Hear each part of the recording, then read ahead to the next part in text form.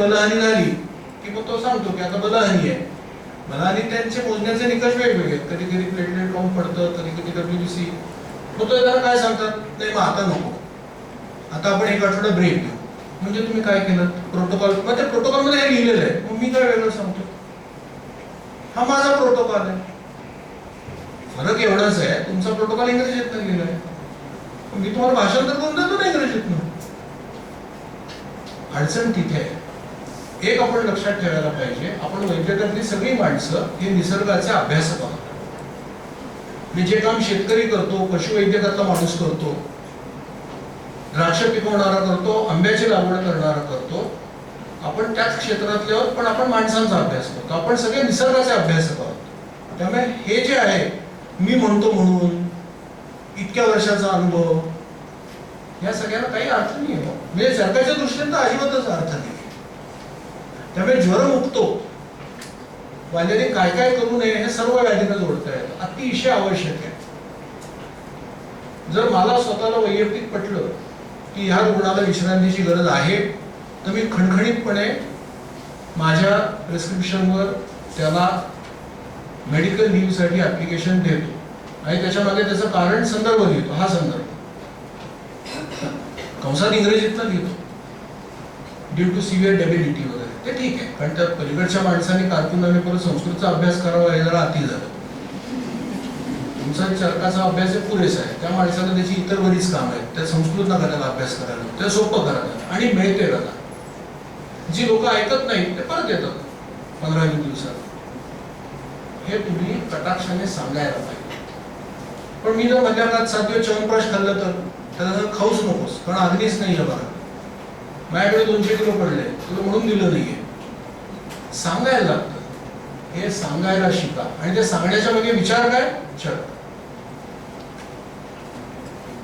रसप्रदूषण विकारांमध्ये एक मोठा भाग, ज्याचा मी मगाशी उल्लेख केला, की एक प्रक्रियेचं वर्णन आहे रसप्रदूषण विकारांमध्ये.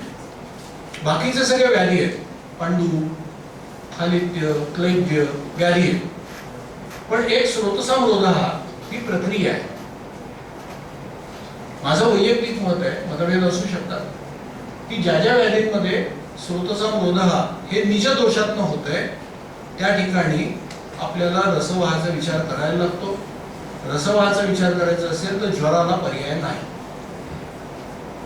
आगंतु हेतूने जर का स्रोतसामरोधा असेल तर मात्र तुम्हाला वातव्याधी, मर्मचिकित्सा ते बघायला पाहिजे. पण निज दोषातनं स्रोतसामरोधा असेल तर तुम्हाला ज्वरच बघायला पाहिजे. हे त्याचे सगळे व्याधी, हे इतर व्याधी, आणि त्याचं चिकित्सा होतो सर्वम लंघनम औषधम. हे त्याचे सगळे प्रकार, शोधन, शमनरूप, लंघन. आता 2 अनुक्त व्याधींची उदाहरणं तुमच्या समोर मांडतो आणि मग तुमची प्रश्नोत्तरं घेतो.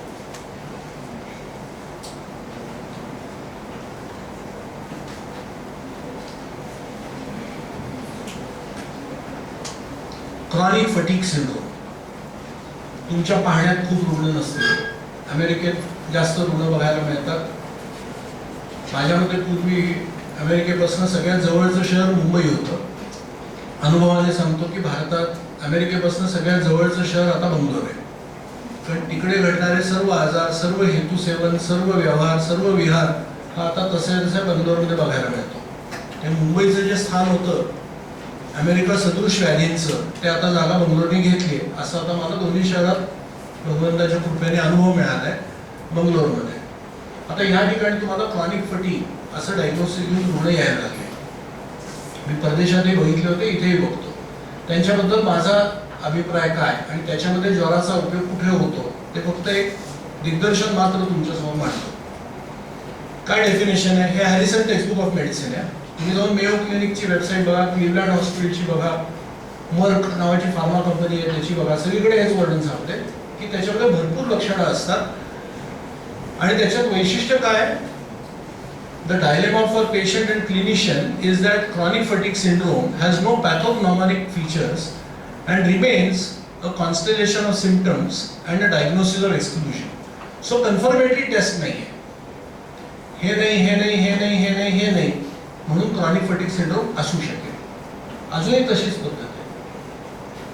फार वेगळा आहे तो. इव्हन ॲलोपॅथीच्या ह्याच्यात आहे तरी हॅरिसनचं वाक्य आहे, द डायलेमा, आणि मोकळेपणाने मांडले की आम्हाला अडचण काय की त्याचं नेमकं पॅथोग्नॉमिक म्हणजे काय की ज्वरामध्ये 3 लक्षणं त्याची महत्वाची आहेत ना. ते असेल तर ज्वर, कांदा उत्तप्पा मागवला तर कांदा दिसला पाहिजे, ते त्याचं पॅथोग्नॉमिक लक्षण. टोमॅटो सूप मागवलं तर लालसरपणा दिसला पाहिजे, ते त्याचं फीचर. बरोबर ना. तसं त्याच्यात नसतं. मग असतं काय लक्षण? The principal symptom is chronic mental and physical fatigue और exhaustion that is exacerbated by activity. पण ही काही कालावधीसाठी नसते, तर महिने दिवसेंदिवस असते. आजचं व्याख्यान ऐकल्यावर एकदम थकवा जाणवला तर तो क्रॉनिक फटीग नाही, तो क्लम अवस्थिक आहे. घरी जा, काहीतरी जाता आता कुठेतरी कोल्ड ड्रिंक, कॉफी, चहा, कुठेतरी जा, सिनेमा बघा, लगेच उतरेल. पुढच्याला मला बोलवलं तर येऊ नका, म्हणजे हे तू विपरीत चिकित्सा होईल. तर याच्यामध्ये इतर लक्षणं काय काय असतात. आता हे काही फार मी विस्तार करणार नाहीये, तुम्ही ऑनलाईन जा, तुम्हाला वाचता येईल.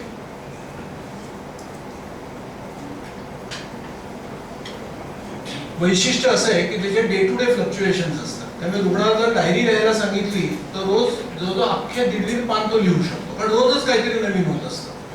आणि हा मानसिक आजार नसतो, मानसिक लक्षणं असतात, पण असतो शारीरिक आजार.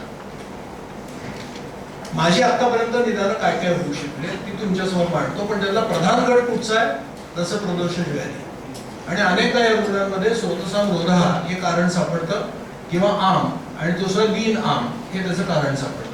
त्यामुळे लंघनाने त्यातले बरेचसे रुग्ण छान बरे होतात. काही पेशंटना वर्धमान पिप्पली, शुंठी सिद्ध दूध किंवा धातुपाचक कषाय दिले की रुग्णांना बरं वाटतं. पण मूळ अग्नीवर लक्ष ठेवायला लागतं, जो सगळा या ज्वराचा अधिकार आहे. म्हणून हा एक व्याधी तुमच्या समोर घेतला. तुमच्या व्यवसायात तुम्हाला बघायला मिळतील रुग्ण.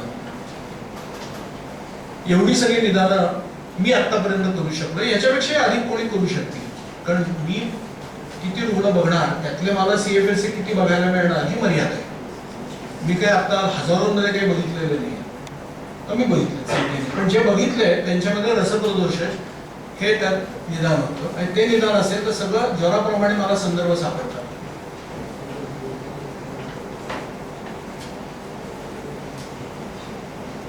भेषज अपचार आणि पंचकर्म विभ्रम त्याच्यामध्ये तुम्हाला तसा हेतू सापडतो. त्यानंतर विश्रांती, असंजात बलमी असतो हे कारण सापडतं.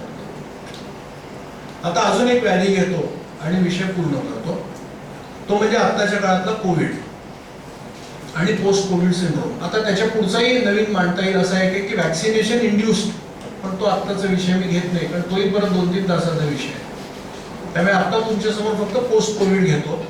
याचा मला अनुभव ना मिळाला, कारण दुर्दैवाने भारतातल्या शहरांमध्ये पुण्याला 2 वेळेला तो मान मिळाला सर्वाधिक रुग्ण असण्याचा.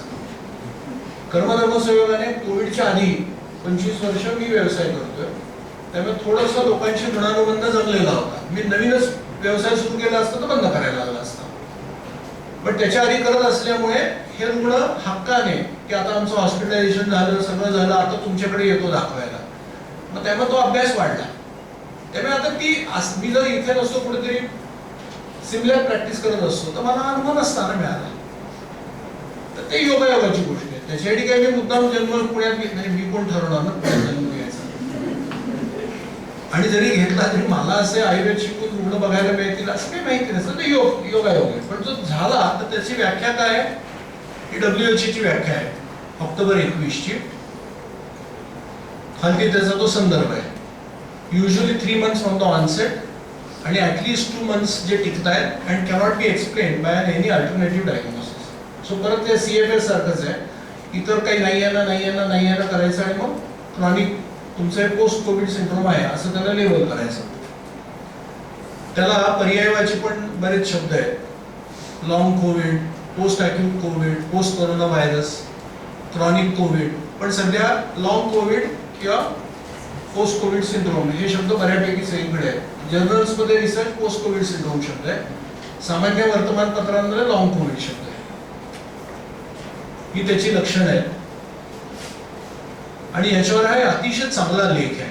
मला स्वतःला हा लेख खूप आवडला. एक चांगलं काय झालं म्हणजे वाईटातनं चांगलं की कोविड विषयक सर्व लेख आजही फ्री उपलब्ध आहेत.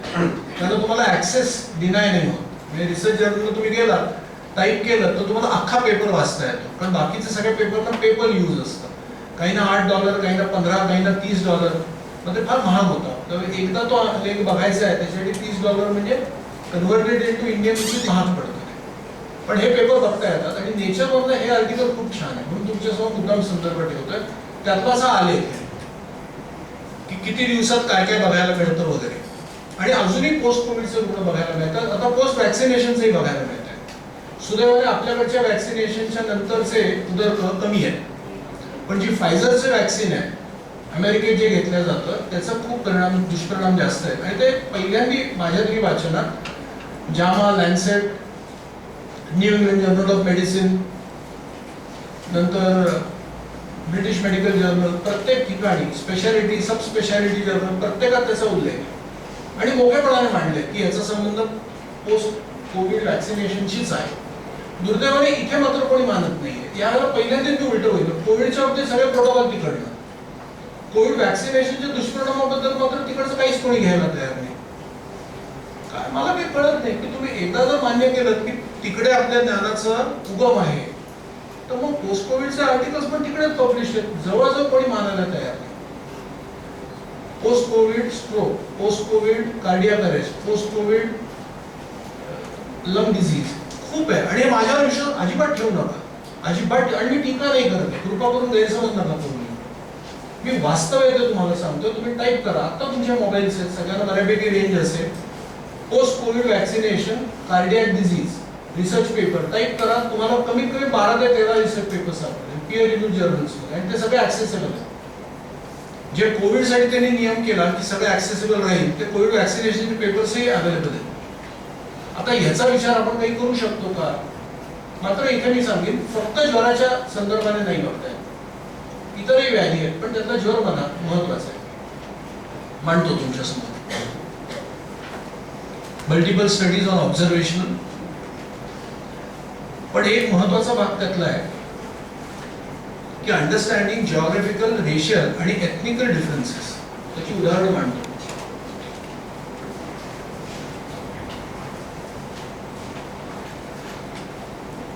हा नेपाळ मधला पेपर आहे.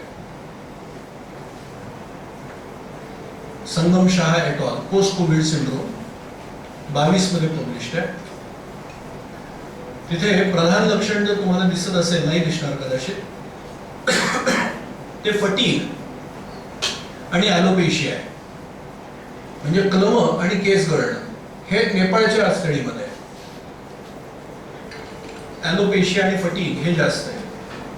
जपान मधला पेपर पब्लिश्ड आहे तो हा पेपर आहे, health and quality of life outcomes, British medical BMC. त्याच्यामध्ये काय आलंय? परत ॲलोपेशिया, हेअर लॉस सगळ्यात जास्त आहे. आणि त्याच्या खालोखाल कॉफ, डिसॉस्मिया म्हणजे गंधज्ञान नसणं किंवा कमी असणं, विकृत असणं, आणि डिसज्युसिया, चव नसणं.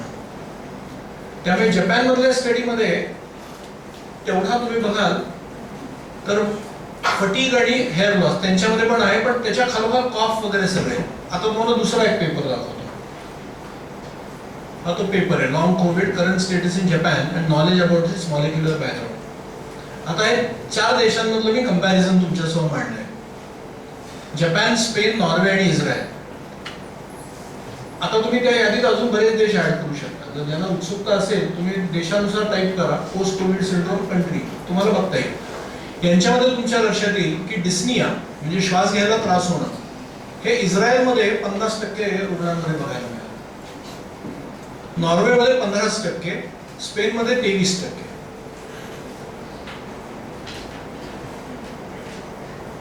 गंधज्ञान नसणं हे तुम्हाला स्पेनमध्ये सर्वाधिक आहे, इस्रायलमध्ये कमी आहे, जपानमध्ये त्याच्या खालोखाल आहे. असं जर तुम्ही आता जो जवळजवळ 130 देश आहेत. त्यामुळे आता त्याचा कंपॅरिझन एक्सेल शीट बरीच मोठी होईल.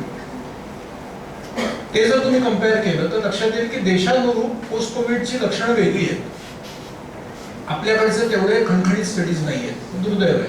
खरं चांगली संधी आहे. माझं तर म्हणणं आहे तुम्ही थिसिससाठी असे विषय द्यावं, उपयोग होईल लोकांना. आता ते सगळे एथिक्स कमिटी वगैरे सगळं मलाही माहिती आहे, अडचणी असतात, पण तुम्ही आग्रहाने मांडा. आता मुलांना सुद्धा मजा येते हो काम करायला. मी खरंच सांगतो, बहुतांशी विद्यार्थ्यांना मोकळेपणाने विचारलं विद्यार्थी दशेत असताना की बाबा तुझा विषय तू का निवडलास, तर तो म्हणून बाकी सगळे घेऊन दिले म्हणून हा निवडला. आणि एथिक्स कमिटीने एवढा अप्रूव्ह केला म्हणून आम्ही आवडीचे विषय घेऊनच देत नाही. म्हणजे एखाद्याचा ऑर्गन ट्रान्सप्लांट झाला असेल तर त्याच्यामध्ये शरीरानुसार काय बदल झाले तीच मारामारी. याला निदान घ्यायचं का शारीरिक क्रियावालांनी बघायचं का शारीर, मला काही कळतच नाही. क्लिनिकल नॉन क्लिनिकल म्हणजे ते कुठची तरी सिमेंटची जाहिरात आहे ना. आम्ही कसं करून टाकलंय यार. क्लिनिकल नॉन ये दीवार कौन तोडेगा असं ना मस्त जाहिराती आहेत त्या. मला तर कायम ती जाहिरात मिळते की क्लिनिकल नॉन क्लिनिकल वाटलं आठवतं. इकडे जाऊन तिकडे व्हायचं. आता आमच्याकडे पंचकर्म आणि काय चिकित्सेचं असं झालं. माझा विषय पंचकर्माचा MD करत असताना, पण त्याला पंचकर्म विभागच नव्हता. त्याला काय चिकित्सा करती पंचकर्माचा विषय घेऊन मी MD झालो. आता हळूहळू सगळीकडे मी बघतोय पंचकर्माचा रुग्ण असेल तर काचीवाले हात सुद्धा लावायचं नाही. काचीचा पेशंट अरे काय तर ते केसी पीके इतके शॉर्ट फॉर्म. मी तर आधी सांगतो बाबा मला सोप्या भाषेत सांग तुझं नाव काय, बोल बसंती नाम क्या आहे. कारण काय तरी विचित्र सांगतात. प्रश्न असा आहे की तुम्ही जर विषय चांगले घेतले तर विद्यार्थ्यांना अभ्यास करायची नवीन चेतना मिळेल. स्वीडन मधला स्टडी आहे, त्याच्यामध्ये सुद्धा हेडेक सगळ्यात जास्त आहे.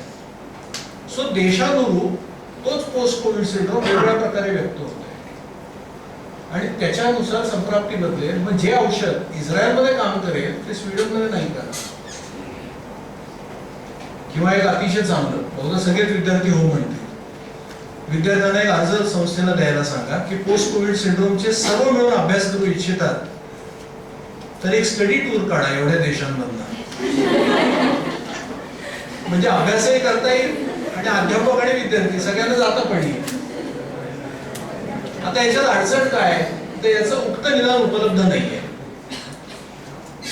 माझ्या मते पोस्ट कोविड सिंड्रोमची 2 कारणं आहेत. फक्त तो व्हायरस कारण नाहीये. असम्यक चिकित्सा आणि भेषज अपचार हेही कारण आहे असं माझं वैयक्तिक मत आहे. मतभेद असू शकतात या विषयावर. त्यामुळे फक्त ते व्हायरसच्या नावे खडी फोडणे हे आयुर्वेदानुसार माझ्या अभ्यासाप्रमाणे असम्यक आहे. व्हायरसनी पण नुकसान केलं, प्रसंगी बलवान औषधांनी भेषजांनी पण केलं. मोकळेपणाने मान्य करा आणि हे मान्य करतायत. परदेशातल्या पब्लिकेशनचा मगाशी जो उल्लेख केला ते मान्य करतायत, इथले करत नाही. तो जाऊ दे, तो वेगळा विषय. याच्यामध्ये तुम्हाला बघायला काय काय मिळतं तर रसव, स्रोत, वैगुण्य, प्राणव, मांसव, अस्थिमज्जा आणि मनोव एवढंच बघायला मिळेल का नाही. मी जे बघितलं त्याच्यात एवढंच बघितलं. रसव स्रोताची कुठची लक्षणं बघायला मिळतात ही दौर्बल्य, ज्वर, अश्रद्धा, अरुची, वैरस्य, साथ, रजोदृष्टी आणि वर्णहानी. त्याच्या खालच्या दोघांचा उल्लेख रसप्रदर्शक सरकारने केला नाहीये, तो मी जोडून घेतलाय. ही प्राणवाहाची, कास, श्वास, स्वरभेद, हृदरोग. ही मांसवाहाची, क्लम, व्यायाम, क्षमत्व ह्रास, मांसक्षय, धृतिशौर्य ह्रास. धृतिशौर्य का घेतलं कारण सारत्वामध्ये ते आले म्हणून. महोत्साह असतो अस्थिमज्जा 6 माणसांमध्ये, तो त्यांचा कमी झालेला रुग्ण सांगतो म्हणून मी त्याला तिथे घेतलंय. ग्रंथोक्त लक्षणांमध्ये आलेलं नाहीये. अस्थि प्रदोषक विकारांमध्ये त्याचा उल्लेख नाही. म्हणजे मी त्याचं तुमच्यामध्ये लॉजिक सांगितलं मी का घेतलंय ते. मग त्याची जी सामान्य चिकित्सा आहे ती लंघन व रसवह आणि मग ज्वर चिकित्सेप्रमाणे जर का रसवह प्रधान पोस्ट कोविड सिंड्रोम असेल म्हणजे पोस्ट कोविड सिंड्रोम हा आयुर्वेदानुसार धातू आणि स्रोतसानुसार परत वर्गीकृत होईल. पोस्ट कोविड सिंड्रोम रसवह स्रोत प्रधान, पोस्ट कोविड सिंड्रोम अस्थिमज्जावह, पोस्ट कोविड सिंड्रोम रस प्लस अस्थिमज्जावह येतात का. तेवढी सगळी परम्युटेशन कॉम्बिनेशन बघायला मिळतात व्यवहारात. आणि त्यामुळे त्याची जी चिकित्सा करायची ती मगाशी उल्लेख केलेले जीर्ण ज्वर, दौर्बल्य देह धातूना, लीन दोष आणि पुनरावर्तक ज्वर. काही चांगली पुस्तकं संप्राप्ती लक्षणे व संबंध K Sadashiv Sharma, out of print आहे. तुमच्या वेळी कोणाला हवं असेल तर सांगा, मी झेरॉक्स करून तुम्हाला देईन. स्रोतविज्ञान म्हैसकर सरांचं, वातव्याधी म्हैसकर सरांचं पुस्तक आहे. त्रिस्कंद कोश हा अतिशय उपयोगी आहे. त्रिस्कंद कोश हा अतिशय उपयोगी आहे. त्या त्रिस्कंद कोशात सुद्धा तुम्हाला बरेच संदर्भ मिळू शकतात की तुमच्या समोर आलेलं लक्षणाची संप्राप्ती काय असेल. पण ते संप्राप्ती लक्षणाचा संबंध जरूर पुस्तक वाचा. फार छान पुस्तक आहे आणि अतिशय सोपं संस्कृत आहे. मामा गोखलेच्या पहिल्या काही सत्शिष्यांपैकी एक के सदाशिव शर्मा आणि मधुजीवनचे विशेषतः स्पेशल इश्यूज आणि आयुर्वेद भास्कर. त्या मामा गोखल्यांच्या लिखाणामध्ये तुम्हाला कुठचाही मामा गोखल्यांचा लेख काढा, तुमच्या लक्षात येईल की हा काम करणारा माणूस बोलतो. आणि आम्हाला याचा अनुभव कळाला. मी सांगतो, योगो जोशी सर हे त्या मामा गोखल्यांच्या सत्शिष्यांपैकी दुर्दैवाने सर गेले. त्याचा पहिल्यांदा जेव्हा आम्ही कार्यक्रम केला होता, ज्यावेळेला सी.पी. शुक्ला साहेब, बरेच त्यांचे हे विजय ठाकार साहेब, कस्तुरे साहेब सगळे तिकडनं आले होते. मुद्दाम प्रेमापोटी आले होते का तर मामा गोखलेंचा परिचय त्यांचा जामनगरला काही वर्ष झाला होता. त्यावेळेला त्याचे जे सर्व लेखांचं संकलन आयुर्वेद भास्कर आम्ही तयार केलं. त्याचे कित्येक प्रती पडून राहिले होते योगनकडे, माझ्याकडेही बरेच पडून होते. बरोबर 15 वर्षानंतर आता जेव्हा त्यांचा शताब्दीचा कार्यक्रम झाला त्यावेळेला 3दा रिप्रिंट करायला लागले. याचा अर्थ विद्यार्थी जो आहे तो विचक्षण आहे. ते खरं जुनं मराठी बरं का, मामा गोखलेंचं मराठी सगळं 50-60 सालातलं आहे, पटकन तुम्हाला कळणार नाही. पण तरी सुद्धा त्याचा खप जास्त आहे. याचं कारण त्यांच्या लिखाणामध्ये ते तेज आहे की काम केलेला माणूस लिहितोय. तुम्ही त्यातलं विशेषतः उदराचं वाचा, ज्वराचं वाचा, अप्रतिम कळतच. आणि आज त्यांनी जसं लिहिलंय ते मी ताराचंदला आजही बघतो, अनुभव घेतो. खणखणीत लिखाण आणि खूप वारेमाप पांडित्य नाही, आवश्यक तेवढंच नेमकं, अतिशय छान लिखाण. मला स्वतःला ते फार भावतं. आणि हे सगळं कशा करतात तर ही विद्यार्थी दशेतली प्रॅक्टिस डोक्याला करून घ्या. माल्कम ग्लॅडवेलची पुस्तकं खूप छान आहेत, जमलं तर जरूर वाचा. विद्यार्थी दशेत वाचावी अशी आहे. Practice is nothing you do once you are good, it's the thing you do that makes you good. 30 वर्ष मला ताराचंदमधले माझे विद्यार्थी, अनेक रुग्ण, या सगळ्यांमुळे मला तुमच्यासारख्यांसमोर आज हा विषय एवढ्या विस्ताराने मांडता आला. आणि आज अशा प्रकारची संधी मला या ताईंनी दिली त्याबद्दल धन्यवाद.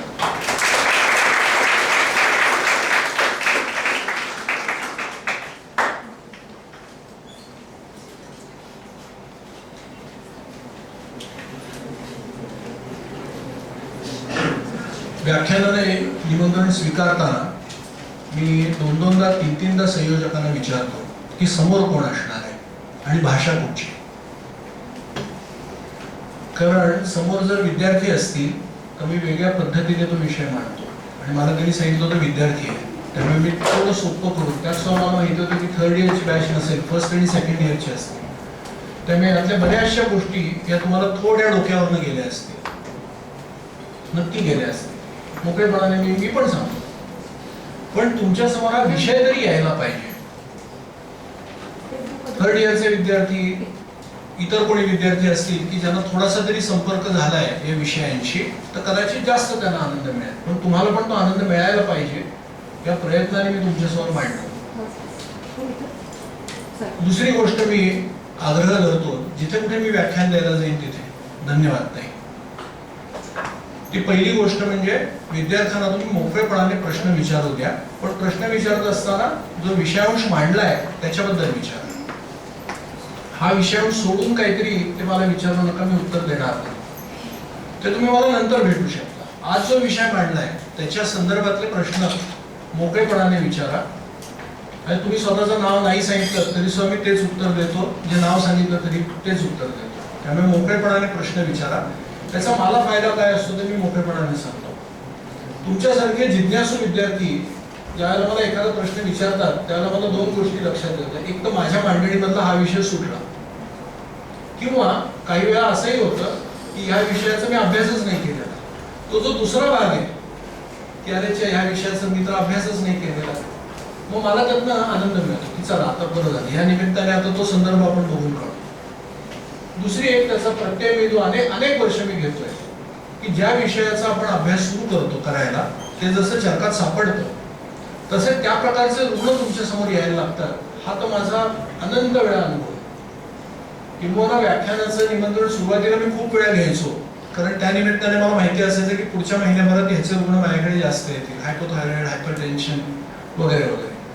त्यामुळे ही एक गोष्ट डोळ्यासमोर ठेवून तुम्हाला काही प्रश्न विचारायचे असतील, अध्यापक पण बरेच आहेत, तुम्हालाही काही विचार मोकळेपणाने विचारा.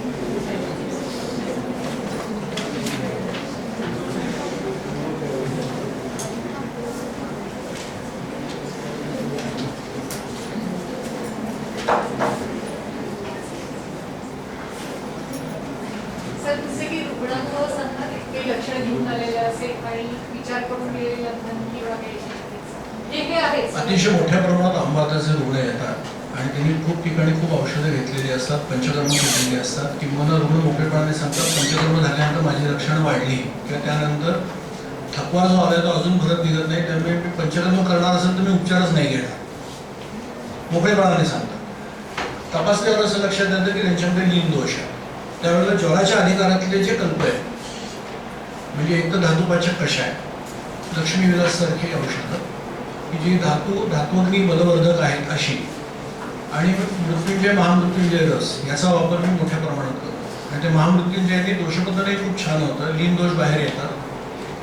थोडा त्रास होता, महामृत्युंजय सगळ्यांना नाही सहन होत, पण तरी सुद्धा त्यांना जर तुम्ही आधी सांगितलेलं असेल तर हमखास रुग्णाला गुण येतो. आणि जे रुग्ण खूप औषधं घेतल्यामुळे कंटाळलेले असतात किंवा काही काही जर रुग्ण येतात मोकळेपणाने सांगतात की आमच्या आजोबांनी सांगितलंय की ते आयुर्वेदिक मंडळी काय काय गोष्टी घालून देतात औषधात, मी आता ठीक आहे ना, त्यांचं तसं मत आहे ना, काय हरकत नाही, मी तुम्हाला लिहून देतो. त्या सगळ्या 80-100 वर्ष जुन्या कंपन्या आहेत, त्यांच्यापैकी कोणाकडनं तरी घ्या. सुरुवातीला मला या प्रश्नांचा फार त्रास व्हायचा की असं का सांगतात, पण एक असं आहे की अज्ञान आणि अहंकार याचं क्षेत्रफळ एवढं वाढतंय रोज, तुम्ही कुठे कुठे कोणाकोणाच्या तोंडाला हात लावणार. त्यापेक्षा त्याला सांगायचं की ठीक आहे, औषध नाही ना घ्यायचं, काय हरकत नाही, मी तुला पथ्य देतो. मात्र समोरच्या माणसाची एकूण चौकशी केल्यावर जर का तो खूपच अहंकारी आहे, दुसरा चिकित्सक, तर मी त्याची युक्ती अशी करतो, पथ्य सगळं लिहून देतो आणि मग खालती शेरा लिहितो हाताने, वरील पथ्य अमुक अमुकांना विचारून सुरू करावे. आता तो जर सर्वच विषयाचा अधिकारी आहे तर त्यांनी याचा पण जबाबदारी घ्यावी ना. जर तो एका बाजूने एवढ्या ताकदीने सांगत असेल, वर्धमान पिंपळी, त्यांनी होतं काय, बऱ्याचदा ती लोक मग पायपर लॉंगम टाईप करतात. मग त्यांच्या लक्षात आपल्या वडीलधारी माणसांनी खूप त्याच्यावर काम केलंय, मग कुठेतरी जिज्ञासा जागृत होते. पुढच्या वेळेला तो रुग्ण येऊन सांगतो ना की आता पिंपळीचं दूध सुरू केलं आणि मला बरं आहे, मी स्वतः औषधच देत नाही. आता औषध कधी देईन, त्यांनी सांगितलं की मगच औषध दे, तोपर्यंत कशाला नको, मी तुला अन्नाने बरं करतो, नाही ना खायचे औषध, काय हरकत नाही. त्यावेळेला हे सगळं लंघन, लघुआहार रूप लंघन, उष्णोदक पान, गुरुप्रावरण, संध्याकाळी लवकर जेवणं, वर्धमान पिंपळी, वर्धमान शुंठी, भल्ला तर नाही मी देतो, पण या अशा रुग्णांमध्ये नाही देत, कारण त्या आधीच हीनसत्व असतात. त्यापेक्षा त्यांना पिंपळी शुंठी दिली, त्रिकटू दिलं, उत्तम फरक पडतो. रसोन सिद्ध, उत्तम फरक पडतो. त्याच्यामागचं शास्त्र आहे. मग ज्यावेळेला रुग्ण म्हणतात त्याचं जाऊ द्यावं, मला गुण येतो तुमच्या औषधाने, तुम्ही काहीतरी द्या, मग त्याला एकच कल्प लिहून द्यायचा. तो देत असताना हे लिनत्व वगैरेचा विचार करून दिला तर एक कल्प सुद्धा काम करतो. मग त्याला बरं वाटायला लागलं की तो म्हणतो नाही आता तुम्ही जास्त कल्प दिले तरी चालते, पण ह्या याच्यातनं शिकायला खूप मिळतं. दुसरी एक पद्धत ज्वराशी काही संबंध नाही, पण ती विलासराव सरांनी एकदा जाता उल्लेख केला होता. कधीतरी ते व्यवसायाला बसायचे, त्यांचे वडील मधु अण्णा पुण्याला महिन्यात एकदा दोनदा काहीतरी यायचे. तर म्हणे एकदा अण्णांनी म्हणे मला सांगितलं की विलास तू वैद्य आहेस ना, एवढी औषधं कशी काय घेतोस? म्हणजे माझ्या तेव्हा लक्षात आलं की माझी औषधं जास्त होते. मग म्हणजे मी बरेच महिने फक्त 3च औषधं लिहून द्यायची, असं करायला लागलो. आणि त्यातनं पुढे फक्त एकेरी औषध द्यायचं. ते सहज कुठच्या तरी संदर्भाने बोलता बोलता विलासराव सर बोलले आणि माझ्या ते डोक्यात बसलं की नाही, हे म्हणतात ते बरोबर आहे. आणि ज्या अर्थी मधु अण्णा म्हणाले त्या अर्थी त्याच्यामध्ये काहीतरी गंभीर सार असणार. आणि मग नंतर मी प्रयत्न सुरू केला की तिनाच्या, मी अनेक ठिकाणी प्रॅक्टिस कन्सल्टंट म्हणून केली आहे पूर्वी, की जिथे माझ्याकडे औषधं ठेवायला जागा नसायची, त्या प्युअरली कन्सल्टिंग. मुंबईची माझी अनेक वर्ष प्रॅक्टिस कन्सल्टिंग प्रॅक्टिस होती. फक्त लिहून द्यायचं, मग 3 पेक्षा जास्त कल्प लिहून द्यायचं नाही किंवा 3 पेक्षा जास्त औषधं, आणि मग पुढे एकेरी औषध द्यायचं. महाकठीण आहे. मी द्वितीय वर्ष आयुर्वेद द्रव्यगुण शिकत असताना जितकं मी पटकन एकेरी औषध सांगू शकायचो तेवढं चिकित्सक झाल्यावर सांगेन असं झालं, कारण मला त्यातलं अवघडपणा लक्षात आला. सेकंड इयरला अतिशय छान अवस्था असते बुद्धीची, इतकी पटापट औषधं सुचतात, पण पुढे ज्यावेळेला अनेक स्रोतसांचे चिरकारी व्याधी असे येतात तेव्हा सुचत नाही. तर तुम्ही कल्प कमी वापरायला शिका. खूप कल्प वापरायला लागतात काही रुग्णांवर, मी अमान्य करत नाही, आणि मी कोण सांगणार ना, तुमच्या चिकित्साला तुम्हाला पाहिजे ते करा, पण स्वतःचं निदान आणि दुसरी एक हाताला सवय लावा. आपल्या पुरतीच, आपल्या आत्मोत्कर्षासाठी रुग्णाच्या रुग्णपत्रकावर निदान लिहायचंच, आणि क्वेश्चन मार्क नाही लिहायचं, पुढे लिहायचंच. मी इतक्या वर्ष आता काम करतोय, माझं निदान पहिल्या दिवशी किती रुग्णांचं होतं? 85 ते 90, 92% होतं. 10% पहिल्या दिवशी होत नाही, झालं तर ते बदलतं पुढे. पण मला जर माहिती आहे की मी 50 असतानाची सुरुवात केली आहे गाडी, तर मला समाधान आहे. 100% होईल तर कदाचित अजून समाधान आहे, पण आज 90-92 पर्यंत मी येऊ शकतो याचा मला आनंद आहे. पण ह्याच्यासाठी आपण स्वतः ती धडपड करायला पाहिजे, आणि कल्पांच्या मोहामध्ये अडकू नका. आपण काय होतं, कल्पाधिष्ठित चिकित्सा खूप छान वाटते आणि आहे पण, आणि सोपी आहे, आणि अतिशय मोठं काम गुणे शास्त्रींनी केलंय, बागेवाडीकर शास्त्रींनी केलंय, योगोनी केलंय, या आमच्या वेलणकर साहेबांनी केलंय, डोंबिवलीच्या महेश ठाकूरनी हरिकेतीवर अफाट काम केलंय. ते वंदनीय आहे, पण त्यांनी वापरलेला कल्प आहे म्हणून मी तो वापरणार, ही मनोभूमिका सोडा. परत सांगतो, दोष जसे वैद्य कोण आहे हे बघून शाखापुष्ठ गती करत नाही ऊर्ध्वाध, तसं कल्प काय देणार आहे हा वैद्य याच्यावरनं दोष नाही होत. किंवा कुठचा वैद्याने आधी वापरलेला कल्प आहे लिहिलेला म्हणून मी देतो नाही, असं यश मिळतं, टिकत नाही. त्यापेक्षा कमी कल्प निवडा, तेवढेच निवडा, आणि निदानाच्या निश्चितीचा प्रयत्न करा. एक उदाहरण घेऊन सांगतो. आमवात लीन दोष, आमवात लीन दोष, मांस मज्जास्थित लीनत्व. आमवात रक्त मेद स्थित लीनत्व अतिशय अवघड असतात. रक्त आणि मेदाची जर दृष्टी असेल तिथे लीनत्व अतिशय अवघड असतात. त्यात जर सुकुमार आणि उन्हाळ्यात आले स्त्री असती तर महाकठीण असतं. पण हे जर तुम्ही स्वतःला सवय लावली लिहायची तर उपयोग जास्त होतो, तुमचा अभ्यास वाढतो, आणि मग तोच रुग्ण महिनोन महिने तुमच्याकडे येतोय, याच्यामुळे रुग्णाला आणि तुम्हाला येणारा विषाद मला विषाद येतो. मला तोच रुग्ण महिनोन महिने बघितला की मला एक लक्षात येतं की आपलं निदान चुकलंय. रुग्ण काय का सांगेल, आपल्याला कळलं पाहिजे ना की माझं निदान चुकलंय, चिकित्साला यश मिळत नाही. त्याचं वाक्य रुग्णाचं ठरलेलं असतं, थोडं थोडं बघ तसं बरं वाटतंय मला, असं तो नंतर सांगतो, याचा अर्थ काही बरं वाटत नाही, आणि तुम्हाला कळतं ना हात लावून. त्यामुळे वैद्य तो नाहीये, तुम्ही आहात. आणि जर नसेल तर बसा, अभ्यास करा. नसेल तर फोन ऑफ फ्रेंड म्हणजे कुठच्या तरी इतर वैद्याला विचारा की बाबा रे असं असं मला कळत नाहीये, पण स्वतःचा अभ्यास करा. आणि त्या दृष्टीने मी पहिलं जे सांगितलं, चरक चक्रदत्त शारंगकर हे हातात घ्या, नक्की तुम्हाला कल्प सांगतो. आणि अडचणी येतातच, 200% येतात, पण म्हणून मागे फिरायचं कारण नाही. आणि मग तुम्ही स्वावलंबी होता.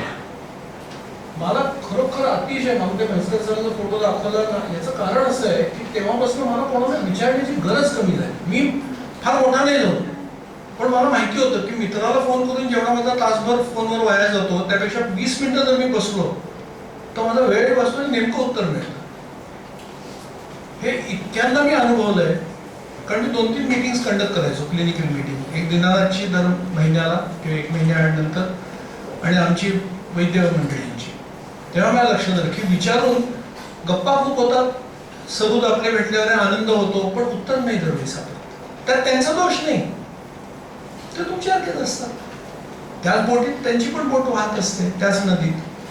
तुम्ही जर हे पुस्तक हातात घेतलं ना, खूप आनंद होतो. दुसरं मी विद्यार्थ्यांना खास करून सांगेन की एखादा विषय जर आपल्याकडे वर्णन केलेला नसेल तर तो वाचा, जिथे वर्णन आहे तिथे. कळणार नाही हो, अनुक्त व्याधी आहे, तुम्हाला बसल्या बसल्या ह्या जन्मात कसा कळणार हो? नाही कळत. माझं नुसतं अनुक्तचा अभ्यास कसा करावा, त्यात लोकमान्य म्हणजे वैद्यांनी स्वीकृत केलेल्या पद्धती आणि त्याच्यातल्या मर्यादा आणि मग कुठच्या पद्धतीने कदाचित करता येईल हे पण मी तुमच्यासमोर मांडले. असं नका समजू, नुसतं सादृश्यावर सादृश्य नाही होत.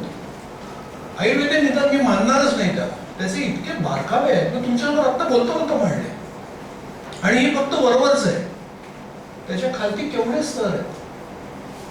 जसं स्वतः हाताला दर्पणाने नानावर्ण अति पिच्छिला ते वेगळं वर्णन केलं, तो पिच्छिल नाही अति पिच्छिल आहे, नानावर्णावर भाष्य केलं, तर रुग्ण बघितल्याशिवाय केलं. हे जर आपण बघितलं ना तर आपल्या चिकित्सेला बारकावा येतो आणि आपल्या स्वतःचा उत्कर्ष होतो, आनंद मिळायला लागतो. खूप तुम्ही जरूर आनंद घ्या. आता विद्यार्थ्यांना कदाचित ते परत अवघड वाटेल, पण तुम्ही कधीही मला वेगळेपणाने स्वतंत्रपणे भेटू शकता, काही अडचण नाही. फक्त आधी मला कळवा, मग भेटा किंवा ईमेलवर पाठवा, काही हरकत नाही. sumatiayurved@gmail.com SUMATIAYURVED sumatiayurved@gmail.com. मी आणि माझ्याबरोबरचं जे काम करणारे वैद्य आहेत आम्ही दोघेही ती ईमेल बघत असतो. मी तुम्हाला संदर्भ सांगेन, जर मोठा प्रश्न असेल तर तुम्हाला फोन करायला सांगेन. पण शक्यतो जो विषय मांडला आहे त्याच्याबद्दल बोला.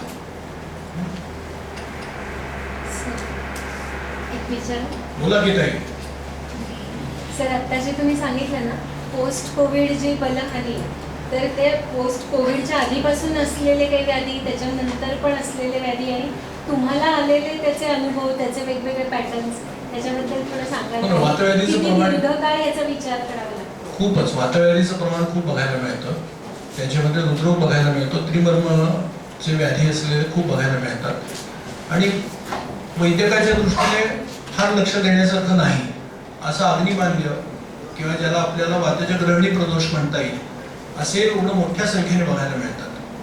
त्यांचं निदान वाताच्या ग्रहणी प्रदोष त्याचं कंसात लिहायला पाहिजे वॅक्सिनजन्य, तर त्यांच्यामध्ये तुम्हाला सविशेष औषधं द्यायला पाहिजेत. पण माझ्याकडे अजून तसं औषध नाही आहे की वॅक्सिनला नेमकं उलटं असं कुठचं. पण एक सर्वसामान्य धोरण म्हणून मी तुम्हाला सांगतो, ओजोवर्धक, धातुवर्धक, रसायन आणि धात्वग्नी दीपन करणारी, धात्वग्नी सुधारणारे असे कल्प आणि त्यात घृतकल्पनेचा खूप चांगला उपयोग होतो. सामता गेली, निरामावस्था प्राप्त झाली आणि जर घृतकल्पना दिली, शमन स्नेहपान केलं, अतिशय सुंदर उपयोग होतो, खूपच फार उपयोग होतो. माझ्या वापरातली तसंच वगैरे 8-1 वर्ष घृतांचं प्रमाण खूप आहे. पण हे पोस्ट कोविडच्या रुग्णांमध्ये तर घृत खूपच वापरायला लागतात, त्यांच्यामधलं रौक्ष जातच नाही. आणि एवढं करून पूर्ण जातच असंही नाही, पण त्यांच्यामधली बलहानी भरून निघते. अशांमध्ये पहिले काही दिवस लंघन आणि त्याच्याबरोबर अगदी नेमके कल्प, चांगल्या पद्धतीने बनवलेले सुवर्णकल्प हे जर वापरले तर फार सुरेख फरक दिसतो, अतिशय छान फरक. आणि ती सतत नाही घ्यावी लागत, पुढे बंद करता येते. कारण रुग्णाला खर्चही खूप येतो ना, त्याचंही भान ठेवायला लागतं. अतिशय चांगला उपयोग. आंबवताच्या काही रुग्णांमध्ये जिथे त्यांनी खूप मोठ्या प्रमाणात औषधं घेतलेली असतात आणि पंचकर्म खूप केलेली असतात. आता माझ्याकडे एक विद्यार्थिनी, उद्या जर तुमच्यापैकी कोणाला उत्सुकता असेल तर ती विद्यार्थिनी आमच्याकडे ताराचंदचीच विद्यार्थिनी, आता तिची इंटर्नशिप वगैरे पूर्ण झालेली बाहेर गेली. तिला चांगल्या ठिकाणी 2 वेळा सलग वैतरण बस्ती केलेले होते. ती म्हणायची वैतरण बस्तीचं मला बरं वाटतं, पण तुझं वजन किती कमी झालं का या सगळ्या कालावधीत. ती म्हणजे खूप कमी झालं. आणि तिचं आहे तरुण मुलगी, इंटर्नशिप चालू आहे म्हणजे हार्डली ती 22-23 वर्षाची मुलगी. तिच्या स्नायूचं संहनन अगदी हीन. आणि तिचे एक्सरे वगैरे सगळे मी नवीन काढायला लावले, एक्सरे सगळे बघितले, तर संधी हनन खूप झालेलं होतं. मी तिला एकदा लगेच तू नको करूस ऑपरेशन, तुला कोणी ऑर्थोपेडिक चांगला सांगेल आणि आमच्याकडे पण सांगितलं होतं, पण तू आत्ता नको करूस. माझा शस्त्रक्रियेला विरोध नाही, मी स्वतः सांगणारा माणूस आहे, पण तुझ्यातलं जे मांसधातूचं क्षीणत्व आहे ते भरून निघू दे. तिला जवळजवळ तिची इंटर्नशिप चालू असल्यामुळे मग तिथल्या विभाग प्रमुखांना सांगून ती तिची, आणि आमच्या पंचकर्मातले जे वैद्य आहेत ते तिच्या सोयीने मग कर्मचिकित्सा, अभ्यंगपिंडचे व्यापन बसते, अभ्यंगपिंडाची व्यापन बसते कित्येक महिने करायला लागले, कारण वैतरण सारखा बलवान चिकित्सा झालेली होती आणि 2 वेळा. आता तो जो स्नेहक्षय आहे, ती जी ओजक्षय आणि कलादृष्टी आहे ती भरून काढायला वय तिचं पण वेळ लागतो. मी तुला 3 वर्ष लागतील. तिचे आमच्याकडे व्हिडिओज आहेत, तुम्ही बघा त्या मुलीला. तिचं आता चालणं एवढं सुधारलंय आणि आता तिचं मांसधातू, पूर्वी तिचा असा पाय, मग गुडघा, नी जॉईंट आणि खालती बारीक, आता तिची मांडी आणि नी जॉईंट समकक्ष यायला लागली. आणि आमच्याकडे फिजिओथेरपी डिपार्टमेंट आहे. एकदा तिचा आमपाचन म्हणून स्नेहन करायला लागून बलवृद्धी झाल्यावर तिला फिजिओथेरपी सुरू करायला सांगितली. अतिशय चांगला उपयोग झाला, पण सातत्य खूप लागतं, चिकाटी. पण रुग्ण टिकतो, त्याला गुण येतो ना पहिल्या महिन्यात, तो येतो परत.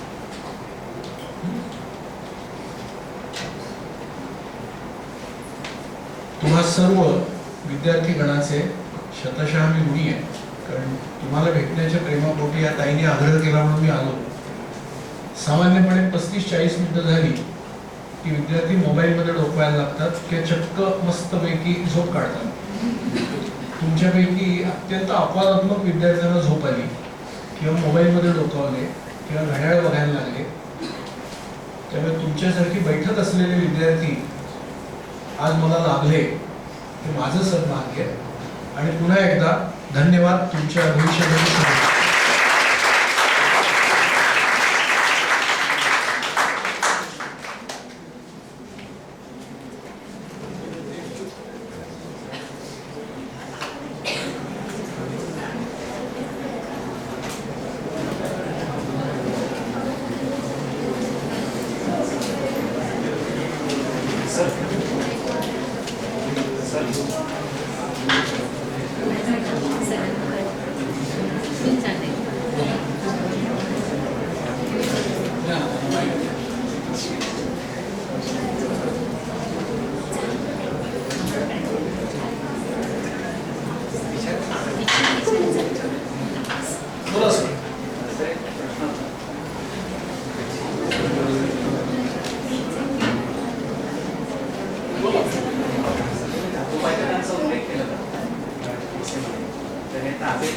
जास्त वापरतात दोन्ही प्रकारे.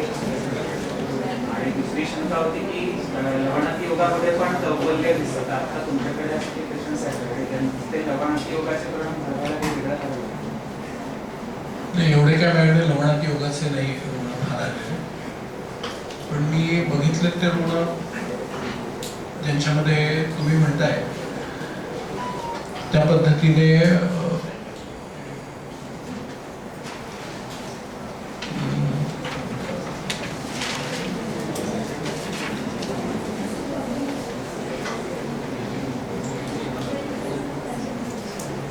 तुमचा पहिला काय होता भाग त्यातला? काढा जो आहे तो माझ्याकडे जास्त उपयुक्त आहे. व्यवहार सध्या चूर्णांवर शरण आहे. माझ्या मते कल्पोर असा जर आपण अभ्यास केला आणि ज्या अर्थी ग्रंथकारांनी कशाय सांगितले कशायच वापरायला पाहिजे.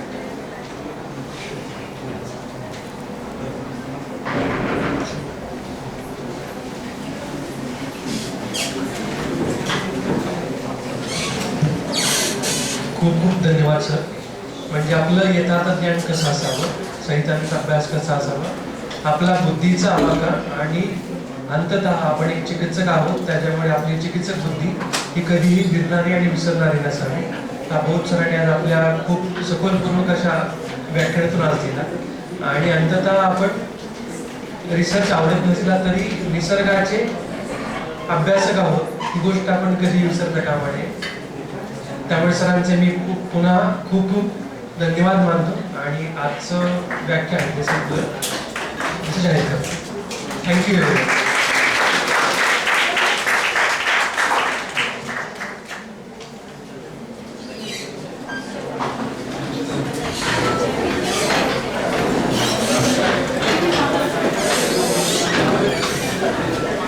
एक मिनिट सगळ्यांनी थांबा, जागेवरती थांबा.